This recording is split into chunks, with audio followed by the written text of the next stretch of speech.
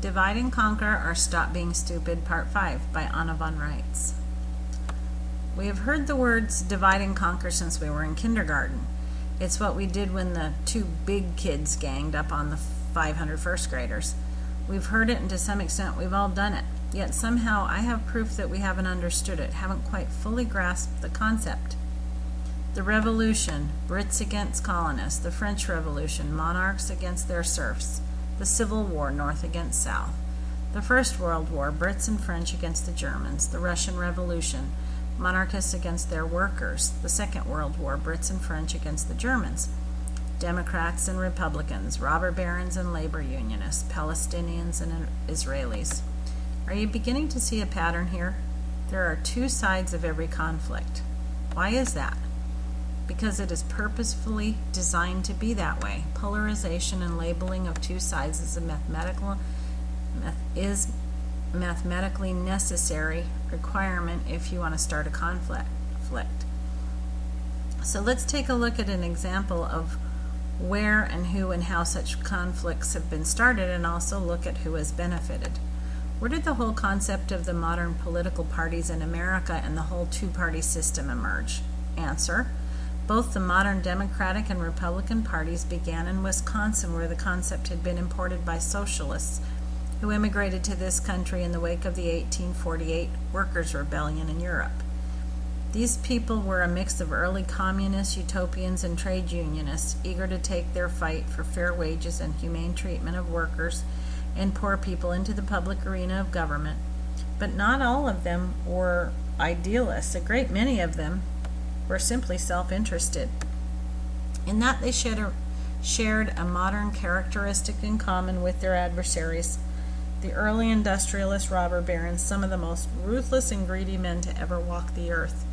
Very rapidly and very early in the development of the two-party system, it became a question of who could more effectively grab the bacon and hide their tracks. First, the robber barons took over the Democratic Party, and then they took over the Republican Party, and then they mixed things up a bit to confuse the gullible public. The public has, for the most part, remained confused ever since. Most African Americans will be amazed to learn that it is the Democratic Party that engineered their re-enslavement after the Civil War, the Democratic Party that fought any and all recognition of state national status for black Americans, the Democratic Party that refused to let black Americans vote once they were deprived of state national protections, and in fact, far from being the champions of African Americans or of workers or of poor people in general, the Democratic Party, which has always promoted itself as the working class party and the party of the common man and so forth, is anything but. The Democratic Party has always pretended to be exactly what it is not. And the Republicans? Yeah, you guessed it.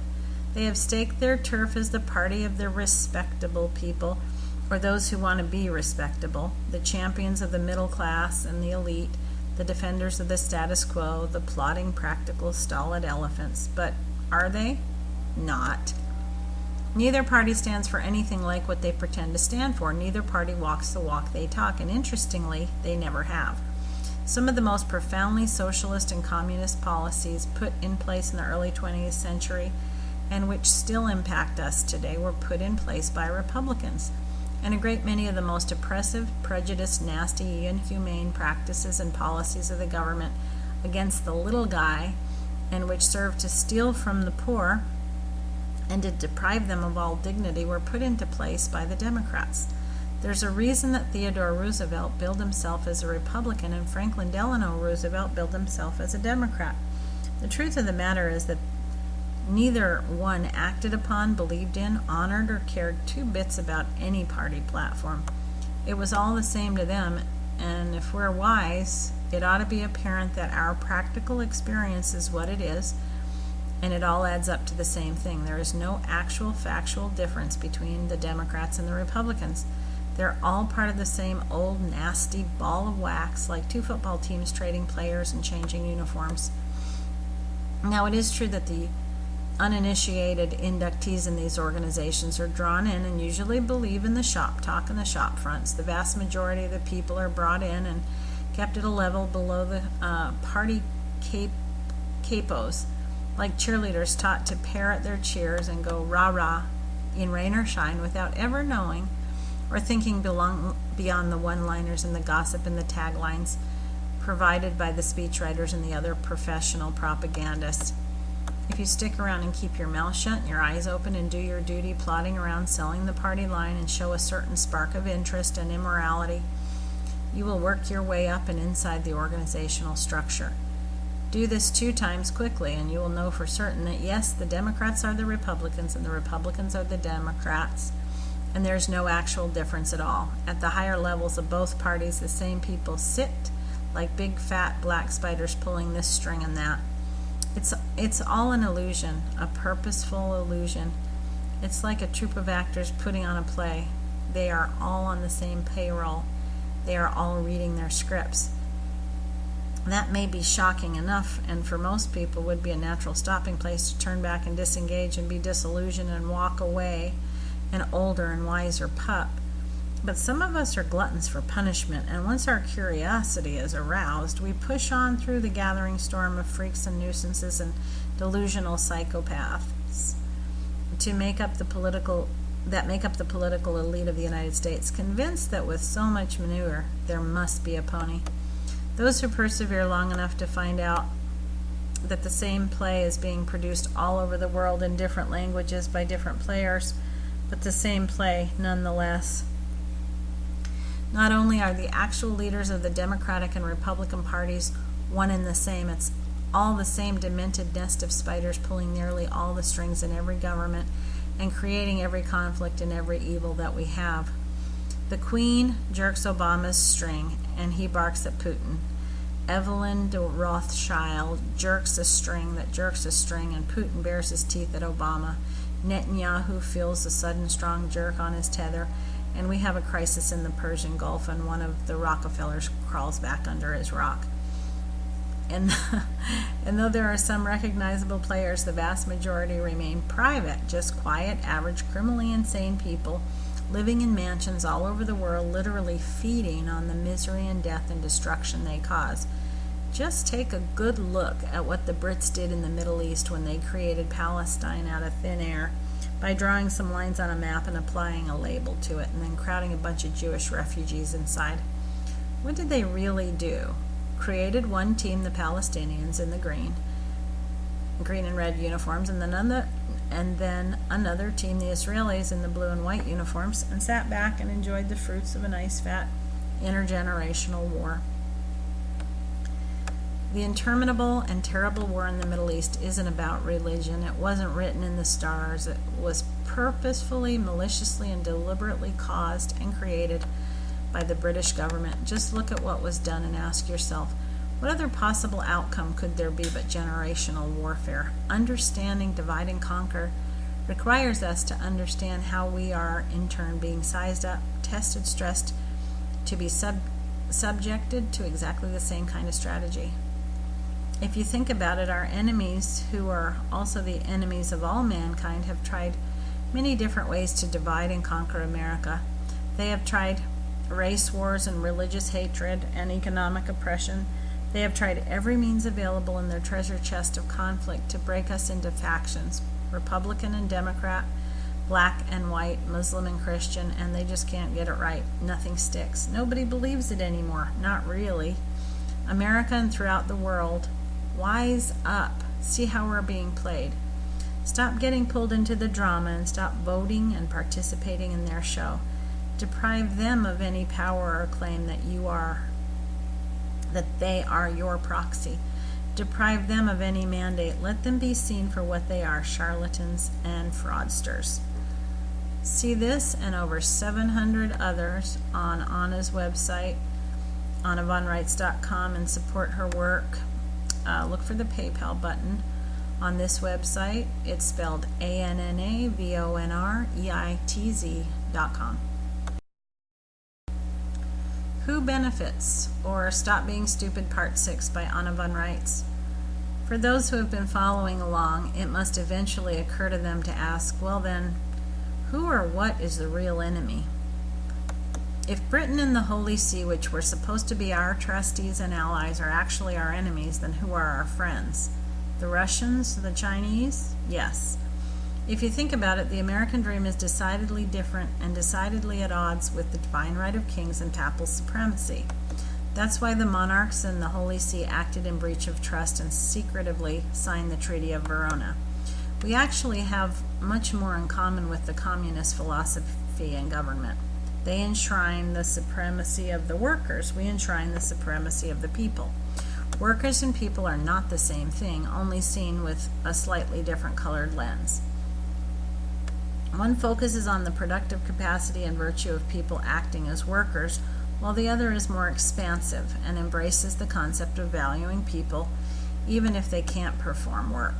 It was and it is to the advantages of the European aristocracy and the Holy See to create tension and conflict between the Americans and the Russians and the Chinese. By doing so, they ensure their own security and position as power brokers behind the scenes and keep the three largest organizations from joining forces.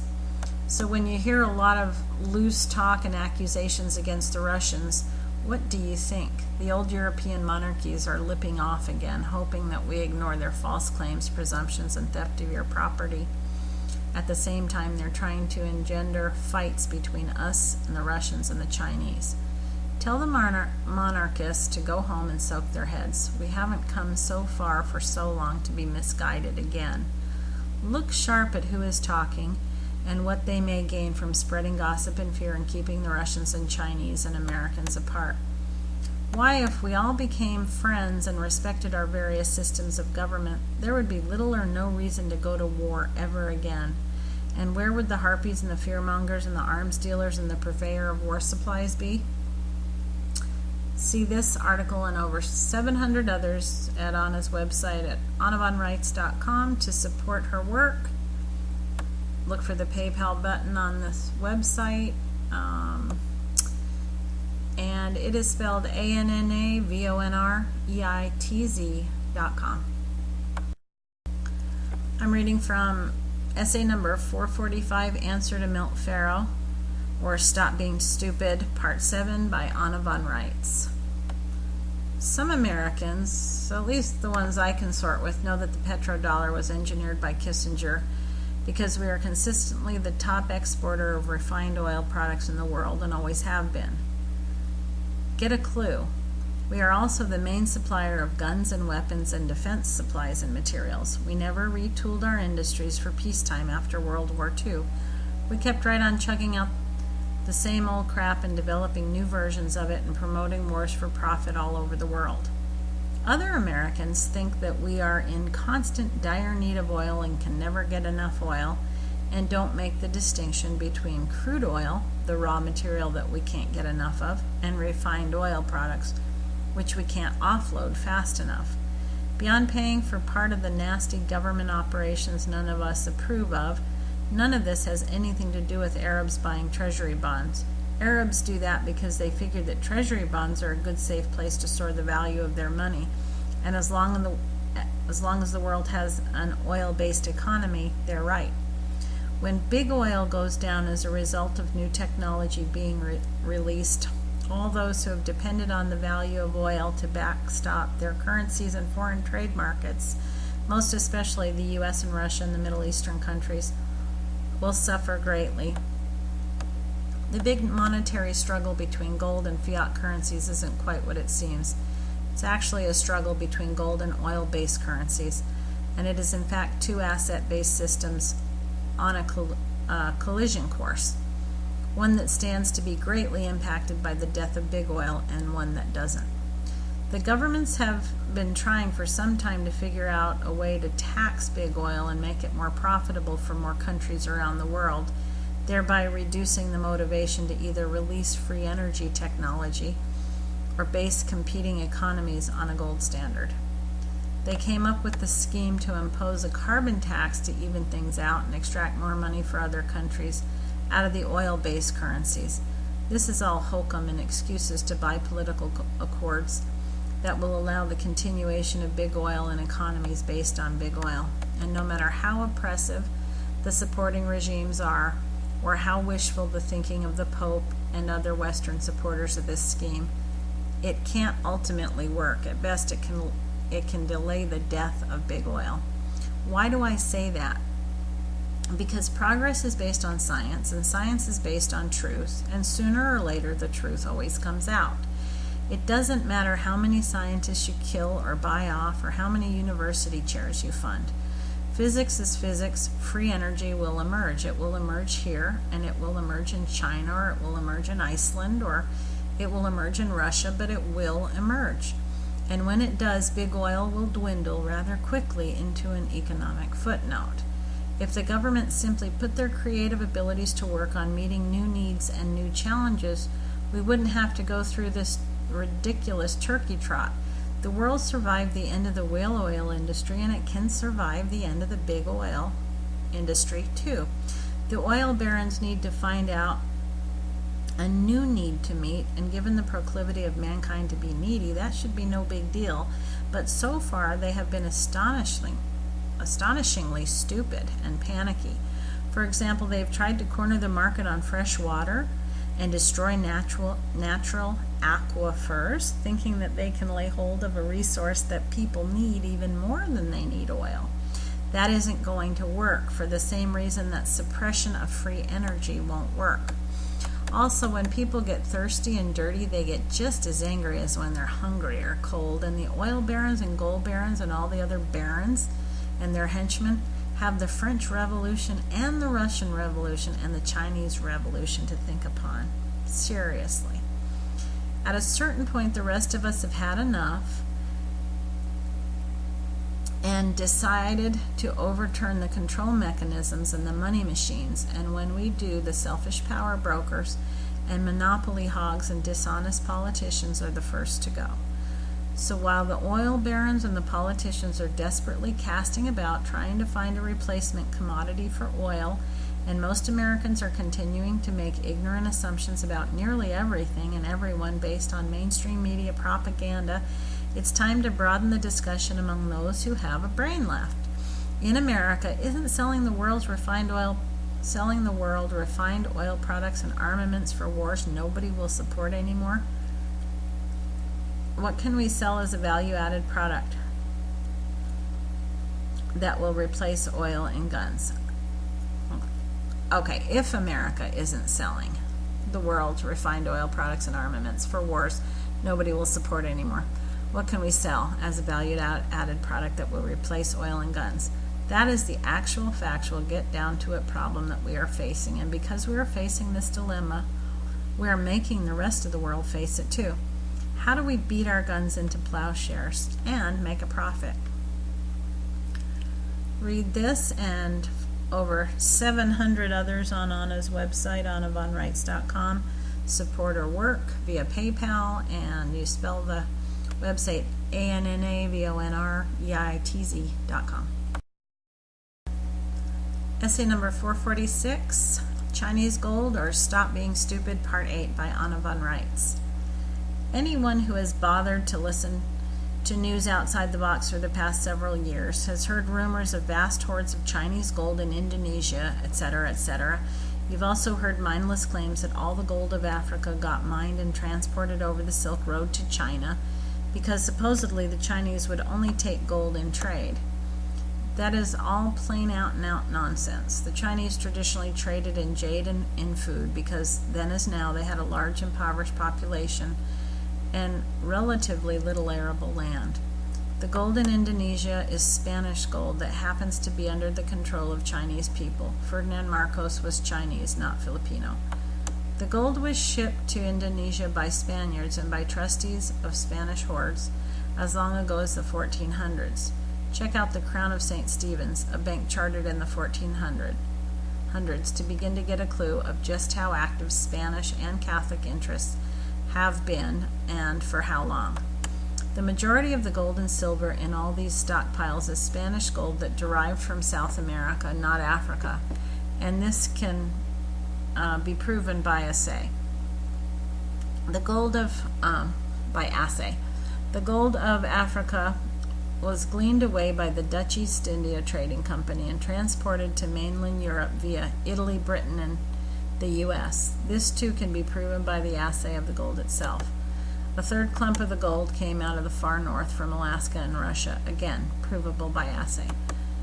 Most of all this gold and silver was stolen by men pretending to be soldiers but actually acting as organized armed robbers, commercial mercenaries. They enslaved indigenous people and worked them to death in horrible mines at a price estimated at 9 lives per ounce of silver.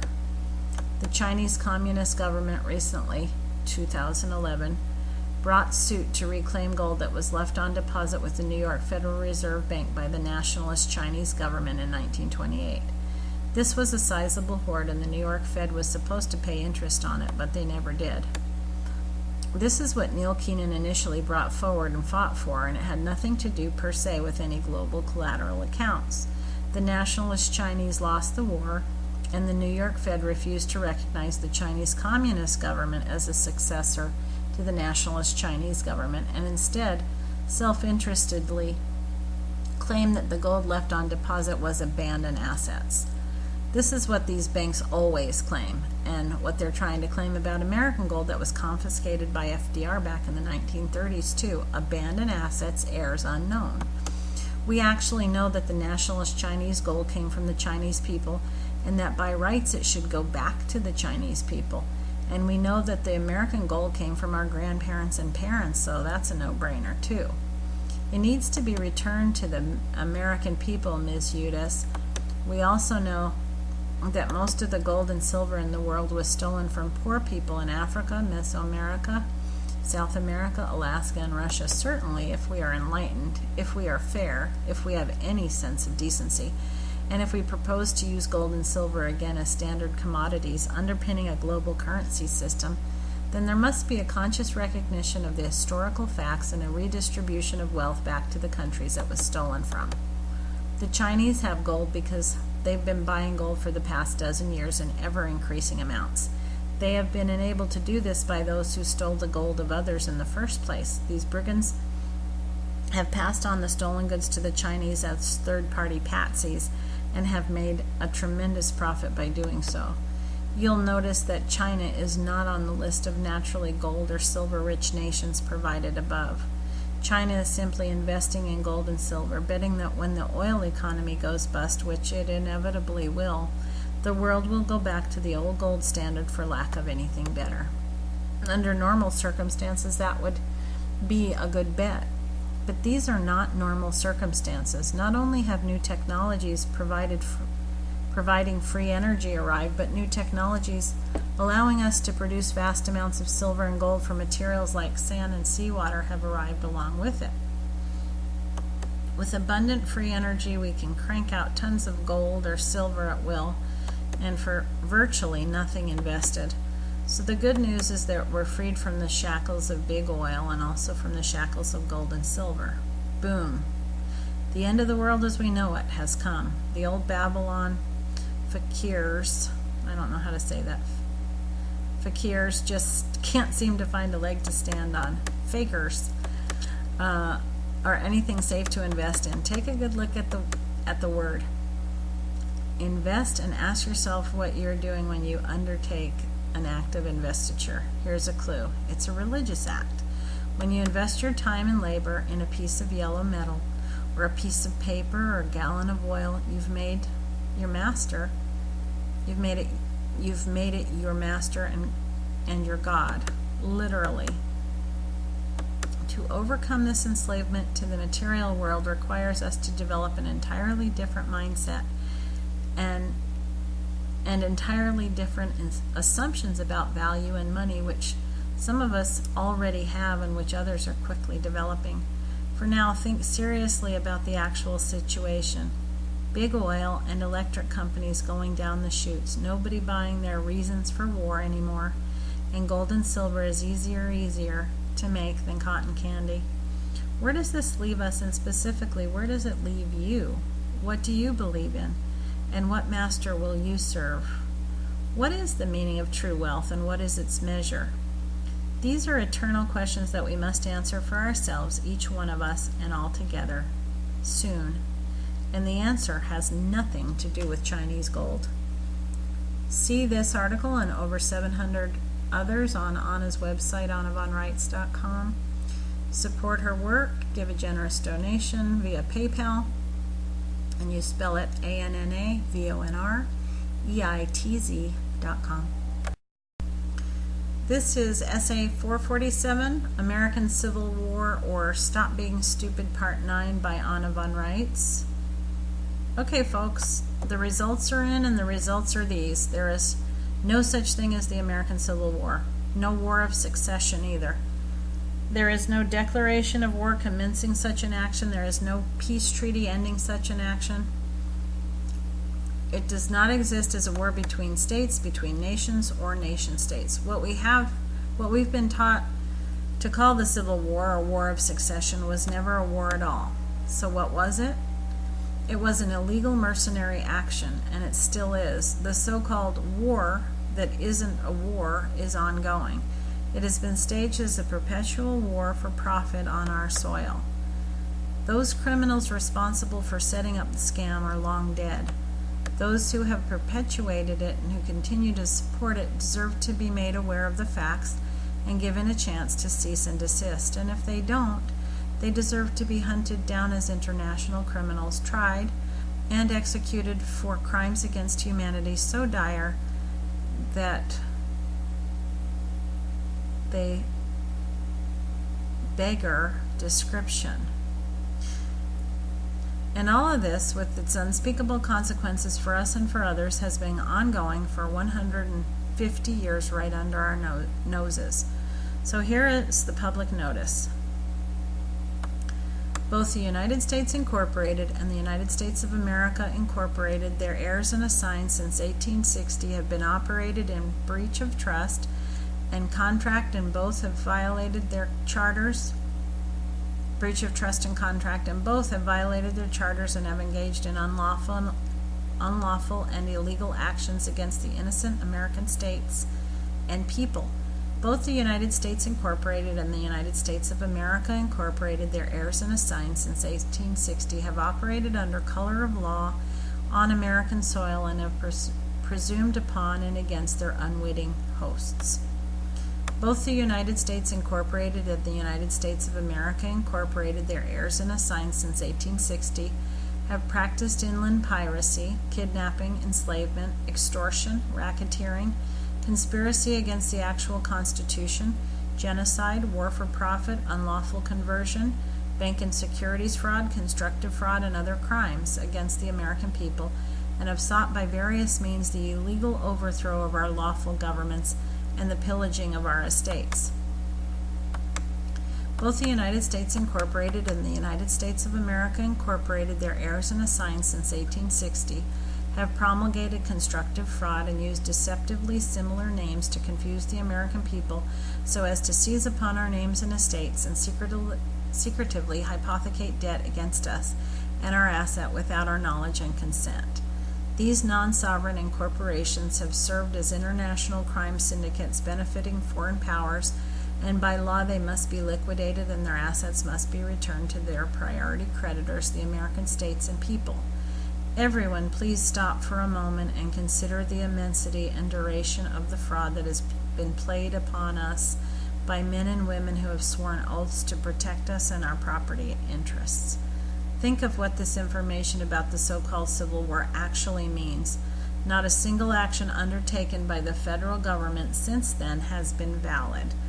Nothing that has happened here since 1860, and quite likely before then too, has been honest. Absolutely all of it has been conceived in fraud, implemented by fraud, and enforced under color of law by people functioning as criminals in nice suits. This explains why the sum total result of the so-called Civil War was to enshrine slavery instead of abolishing it, and to move slavery out of the private sector and into the public sector. Instead of men owning men, corporations masquerading as governments have claimed to own men via proxy using legal chicanery, non-disclosure, and deceit to accomplish these ends. They have seized upon our given names while we were still babes in our cradles and claimed all assets held under our names, our bodies and souls, our land, our homes, our businesses. They have declared that we are decedents with respect to our own identity, our own birthright inheritance, and falsely told the rest of the world that we agree to all this in equitable exchange for benefits that we paid for ourselves. If you're working for the federal government in any capacity at all, search diligently for other employees and consider well the source and authority for any orders you are given. If you can't do something in a private capacity, for example, can't assault, can't pillage, can't murder, you can't do it in a public capacity either. Doing such things in a uniform just makes it worse. Come now, join me in giving all the members of Congress sitting in Washington, D.C. a rousing chorus of "Take your limey asses back out to sea," followed by a send-off round of "What frigging Civil War?" And here we go to postal court among the leaves so green, ballad of Elliot Ness, the communists, fascists, and all the rest. Sing your hearts out, ladies, and all you veterans out there. Send the Secretary of Defense notice that you've retired from all military duty, severed all political association, and returned to the land jurisdiction of your native state. Suck it in, shorty. Realize that you have been misused the worst way of all. That you've been misused the worst of all. You've been used as gun fodder for the British Crown and left as a slave to pay their debts, all to the tune of Yankee Doodle Dandy. So return their commission with your compliments, and don't let the screen door hit your rump on the way out. After intermission, please join me for a sing-along of Put a Cork in It, Requiem for a Fake Nation, Criminals in Robes, Battle Hymn of the Actual Republic, Go Tell It on the Intercom, Do Your Ears Hang It All, Black Hats in the Sunset, and that perennial favorite, What's It All About, Donald? See this and over 700 articles on Anna's website, AnnaVonReitz.com. Send her a big donation via PayPal, and you spell the website ANNAVONREITZ.com.